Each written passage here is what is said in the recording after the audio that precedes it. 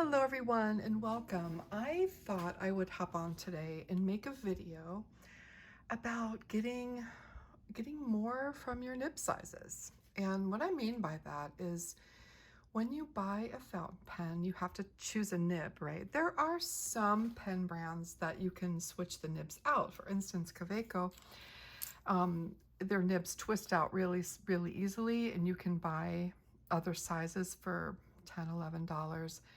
Plop them in and change your nib sizes whenever you want. But then there are other pens that it's not so easy to do that. For instance, like the Pilot E95S. You can't switch the nib size on this pen, so you have to choose wisely. Sometimes we have a specific need for the pen, like this one I use to write in my Hobonichi Techo, and I need a really extra fine nib. And so I bought the extra fine nib, right? And so it writes really tiny, and that's the purpose of this pen. But other times we buy a pen because it's just fun and we love them. And for instance, this Benu Briolette in Smoke, I mean, come on, for a girl who loves sparkles, I mean, it's pretty fantastic, right? So when I bought this pen, I decided on a medium nib. And the funny thing is depending on the paper I use this on, this medium nib can write like a double broad sometimes. I'm not sure why. It's fine. I love it because it's juicy and flowy, and I can use glittery inks in it if I choose to, right? But how do let's say I just want to take this pen and use it for a project. How can I get more variation from my nib that I chose? So I'm going to show you something that many of you might already know, but some of you might not. And it has been really helpful for me. So this is Tomoe River paper. And this paper, in fact, my pens write a little bit thicker on this paper than they do on other papers. Not sure why. Let me just move this so I can tilt my paper. So this is, again, the Benu Briolette. This is a medium nib. Now, when I write with this paper, see how wet and juicy and flowy? To me, it's like a double broad, right? I have a double broad Kaweco. Where is she? Here she is. This is a Kaweco double broad, which is was probably my juiciest pen before. The Benu writes even juicier than the Kaweco, all right? Which is fine sometimes, but sometimes I might need a finer line. I can lift my pen up on its tippy toe and write that way, but my hand gets a little bit tired when I do that, and it really doesn't change it that much. But what happens if I turn my pen upside down and write with it that way? So you are going to notice that I get a really fine line. Now this is the first example I'm showing you because this pen in particular does not do very well in the upside down position. It's a little bit scratchy. Not all pens work this way. So I'm going to show you the ones that do, that I have. So I can do it, and I get a really nice fine line if I wanted to write very small, for instance, inside my Hobonichi, and this was or a fine grid paper, and this was the only size pen I had with me. I'm fine with it, right? I can do it. It's not the most like smooth experience though. But look at the dramatic difference you can get with one nib, all right? A broader nib. You can hold it upright, which is a little tiring, get it somewhere in between, and then hold it upside down and get a really, really fine line. So this might be old news to many of you, but I'm sure that some of you haven't considered this. Especially those who are new to fountain pens, and maybe you received a nib that was a disappointment to you and just too broad, right? All right, so this is the Kaweco. And this is the double broad nib. So it's great because I get this really juicy color. And I get a lot of shading. It's a great way to show off inks, right? But it might be a little bit broad for some applications. And so by turning it upside down, I get a really nice writer that's very, very fine. And this one works like a dream. No problems with it at all, okay? So the Kaweco double broad can go into an extra fine by just turning your pen upside down. It's really great. Okay, so this one works really well. In fact, I'm just going to show you, this is a fine, which is going to be a little bit thicker. This is a great writer for me, this particular one. And you're going to find that with pens, is that like I have 3 fine Kawecos. This is my favorite. So this is the Kaweco AL Sport.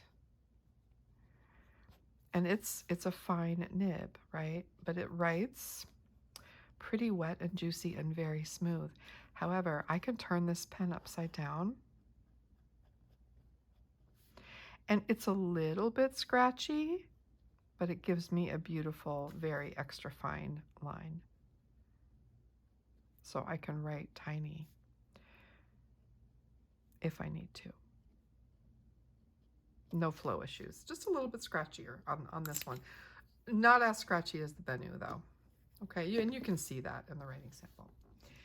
Okay, another one is my Lamy left-handed nib. And when I got this, as many of you know, I got it to try the left-handed nib. And while I like it very much, it is a comfortable pen for me. It's not my favorite pen, but I do like it and I do use it. So this one is the left-handed, and it writes like a Lamy medium. And Lamy is pretty consistent, right? And this one, if I turn it upside down, which is kind of odd because the way where you rest your fingers is constructed, it makes it a little bit odd, but still I get even finer than a Lamy extra fine, and it becomes like an extra fine I mean, it's really nice. It's very smooth. It's just really easy to write with it. Tiny. It's almost like an extra fine Japanese nib. Okay, so the Lamys, as far as I know, are great upside down writers. This one, this is the, oh, sorry, I was off camera. This is the Faber-Castell Loom. This pen is a medium, and let me show you, it is a really smooth, wonderful wet writer. It's not terribly broad, like it's not as broad as the Benu or the Kaweco, but it is fairly, it's very wet. This is the medium. And you see, it gets a little bit wetter sometimes. I really enjoy this pen. Excuse me. It's very comfortable for me. The nib it's really great. It's a really great nib. And I would like to try it in a fine. I'm just a little bit scratchy. So, so that's the medium. When you turn this pen upside down, this is a really smooth upside down writer. It gives you a very, very fine line. However, it's wet, okay? It writes really, really, really well.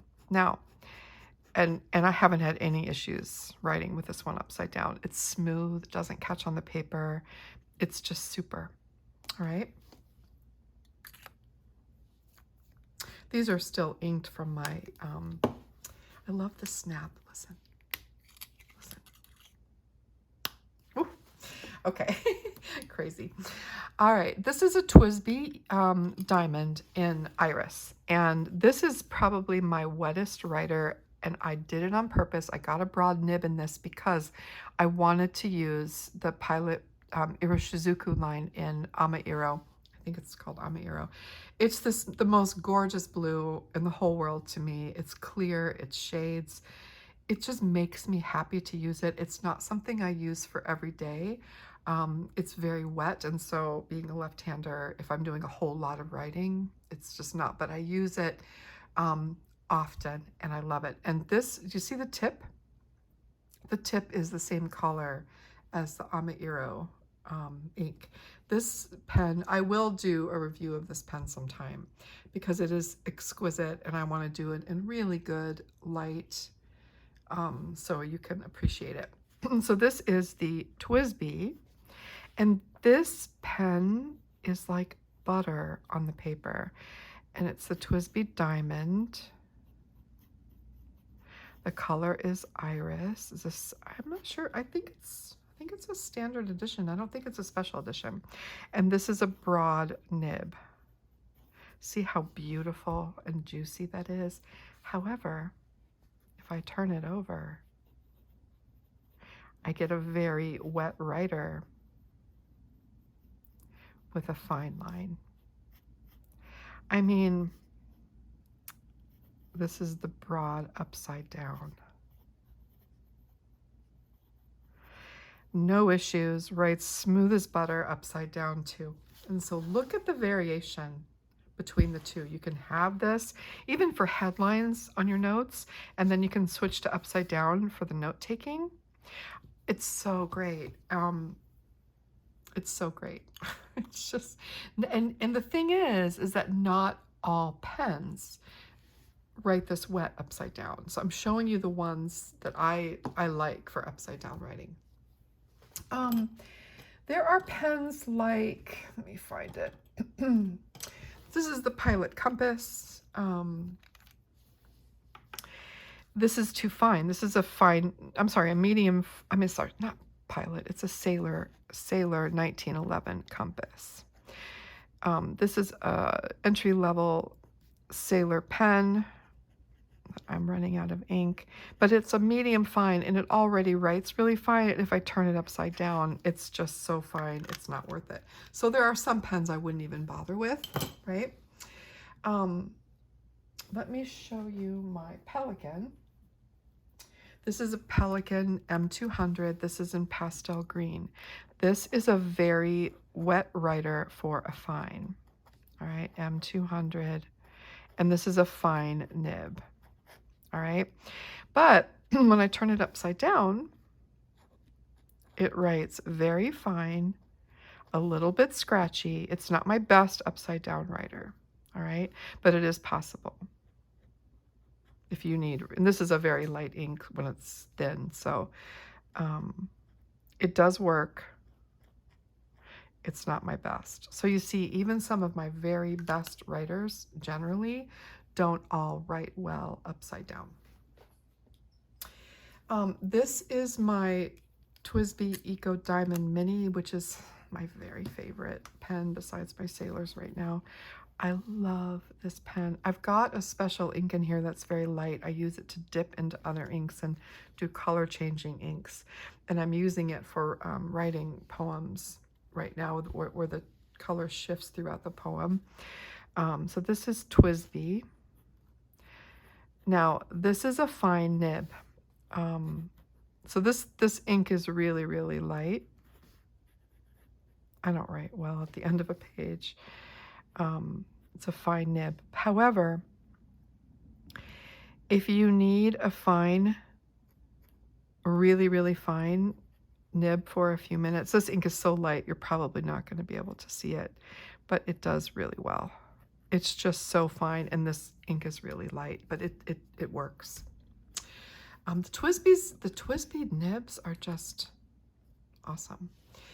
But I think the most amazing of them all, the Twsbi and the broad nib, the Lamy is pretty darn great, and the Loom. So if you want something that's, and the Coveco also, if you want something that has a great line variation, get yourself a broad nib, or get yourself a broad nib and then turn it upside down. In these pens, you can't go wrong. I really don't think so. Again, some of the broader nibs don't do that well, like the Benu. Okay, so these for sure I can tell you, and out of all of them, I would get this one. I would get a Twsbi in a broad and then turn it upside down to do fine writing. So you could put this a beautiful black ink in here, like Noodler's Dark Matter, or something, you know, like a Sailor Blue Black, I'm sorry, a Twsbi Blue Black, or something like that, where it's a great one for taking notes and for more serious work, and you would have an excellent note taker. Okay, just fun. It's just something fun. It's different, and it's something that's really useful to me, and I find that I really use my pens this way, and I really appreciate my pens that can write both ways, that can write thick and juicy and broad and wet, and then also write really fine and wet when it's held upside down. The Twsbi is definitely my winner. The Loom is probably number 2, and the Kaweco and the Lamy number 3 and 4. I mean, they're about the same to me. But this Twsbi, I'm telling you, good stuff. All right, everybody, thank you so much for joining me, and I will see you again soon. Take care.